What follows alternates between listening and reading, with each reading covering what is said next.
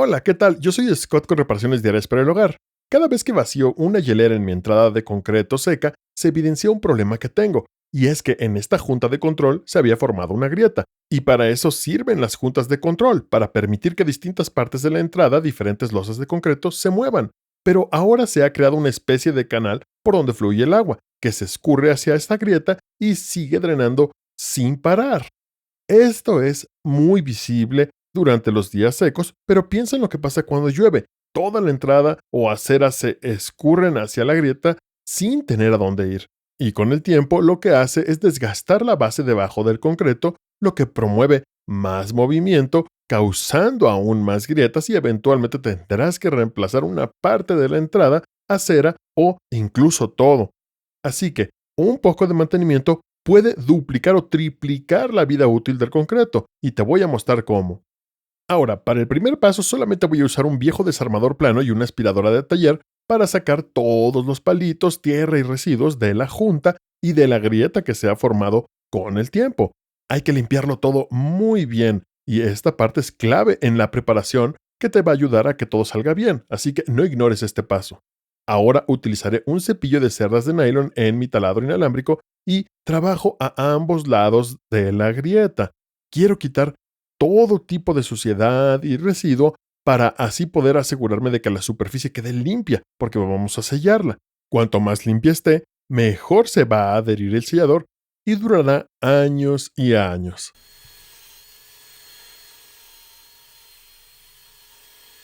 Ahora puedes ver qué tan grandes son los huecos después de haber limpiado la grieta. En mi caso no está tan mal, así que solamente los rellenaré con un poco de arena de uso general.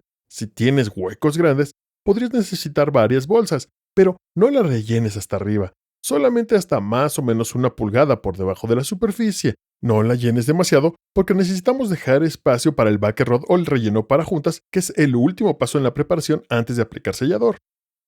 Entonces, en cuanto a el relleno para junta, tengo la versión pequeña de MD que mide 3 octavos de pulgada de diámetro. También existen medianas y grandes que puedes encontrar fácilmente en cualquier tienda de mejoras para el hogar. Esta es una extra grande que encontré en mi tienda local Menards. Llega hasta 3 cuartos de pulgada. Si tienes huecos más grandes que esto, lo cual pasa seguido, al final del video te mostraré cómo adaptarte a estos espacios más grandes o irregulares incluso, donde el ancho varía bastante. Ahora, cuando eliges tu backer rod o relleno para juntas, asegúrate de que el diámetro sea al menos de un octavo de pulgada más grande que el hueco como tal. A veces tendrás que conseguir varios tamaños. Esta grieta, por ejemplo, cambia su tamaño, así que probablemente tenga que usar una navaja para cortar por la mitad de esto y que encaje bien, porque hay que rellenar todo el hueco. Esta es la que va a dar soporte al sellador, y si hay huecos, espacios o si el relleno queda suelto o flojo, te va a causar todo tipo de problemas al aplicar el sellador. Así que este paso es fundamental. Si lo haces bien, aplicar el sellador será mucho más sencillo. Ahora, utilizaré este desarmador plano, pero tiene la punta bastante roma. No conviene usar una muy afilada porque al presionar el relleno podrías perforarlo. Usa el desarmador para colocar la tira entre un cuarto y media pulgada por debajo del nivel donde quiero que quede la parte superior del sellador, y eso dará el mejor resultado. Si queda muy delgado, el sellador no será tan duradero y no aguantará bien con el tiempo. Si queda muy grueso, afectará la forma en que se seca.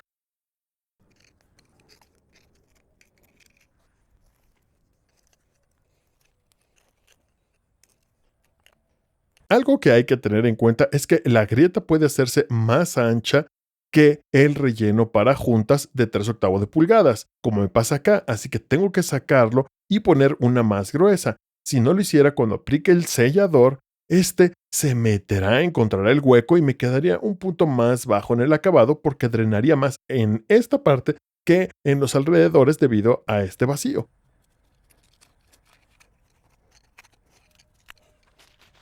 Entonces ahora simplemente colocaré un relleno de 5 octavos de pulgada para rellenar este espacio. Esto asegurará que no tengamos problemas en el siguiente paso cuando apliquemos el sellador.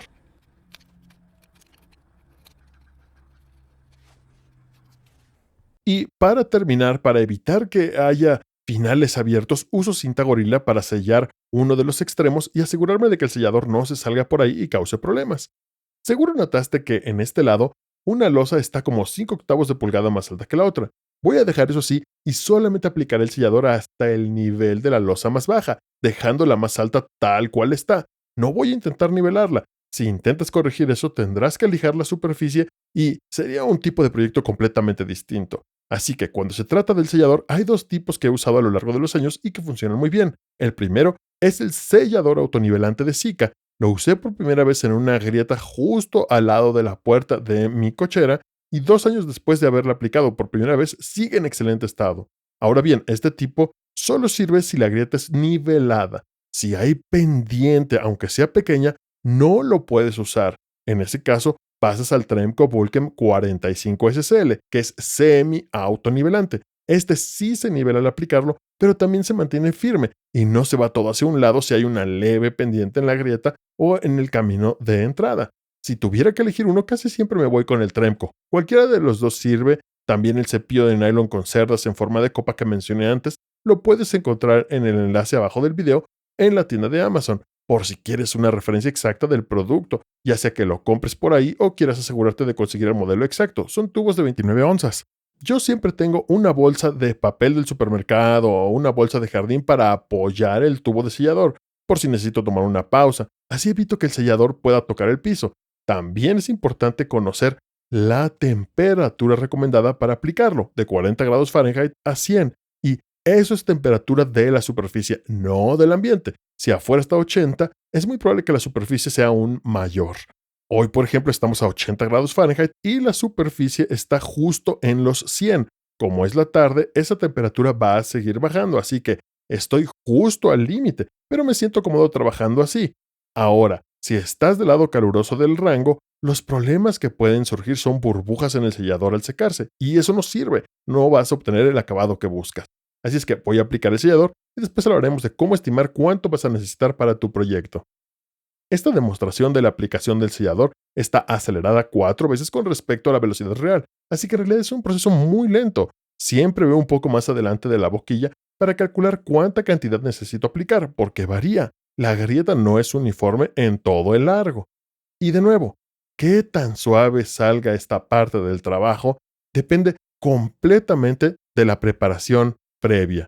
Si el backer rod o el relleno para juntas está bien colocado, sin huecos, puedes avanzar fácilmente sin problemas y lograr este acabado que estás buscando.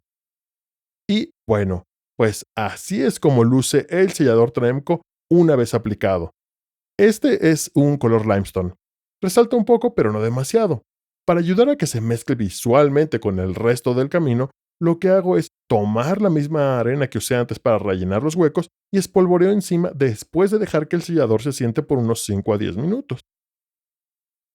La arena ayuda mucho a que se integre con el concreto existente y puedes ajustar la cantidad según necesites para que coincida con el color de tu entrada. Todo luce bastante bien aquí. Tengo un pequeño punto bajo acá y esto es un buen ejemplo de lo que pasa si hay un hueco alrededor del relleno o el backrod. El sellador tiende a meterse. Aún así, no creo que sea un gran problema en este caso. Va a quedar sellado igual, pero sirve para mostrar por qué es tan importante que el backrod esté bien ajustado contra el concreto para que todo selle correcto y no se forme un hueco. Y dependiendo del relleno que elijas, Sika o Tremco, va a tomar de 4 a 5 horas para que esto quede bien. Y tardaría alrededor de 24 horas con suerte, sin que haya lluvia ni que haya una limpieza, simplemente para dejarlo asentarse por completo. En cuanto a calcular cuántos tubos necesitas, Sika dice que puedes cubrir 70 pies lineales si aplicas solo un cuarto de pulgada, pero la verdad es que eso no es muy realista en la práctica, probablemente porque va variando entre un cuarto y media pulgada y también porque el ancho de la grieta no es uniforme a lo largo del proyecto.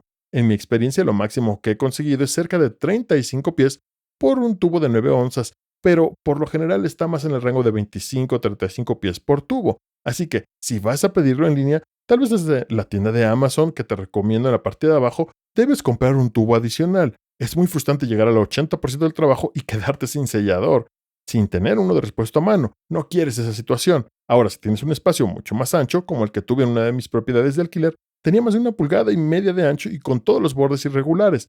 Lo más probable es que un Backrod no te sirva, pero lo que sí puedes usar como relleno personalizado es un flotador de piscina. Usas casi el mismo proceso para sellar ese tipo de grieta y funciona muy bien. Mucha gente es escéptica, pero después de 1 año y medio, ese sellado aún se mantiene firme. Ve este video de aquí donde te muestro el proceso completo por si tu caso no es ideal como ese. Gracias por acompañarme en este video y te veo en el próximo. Cuídate.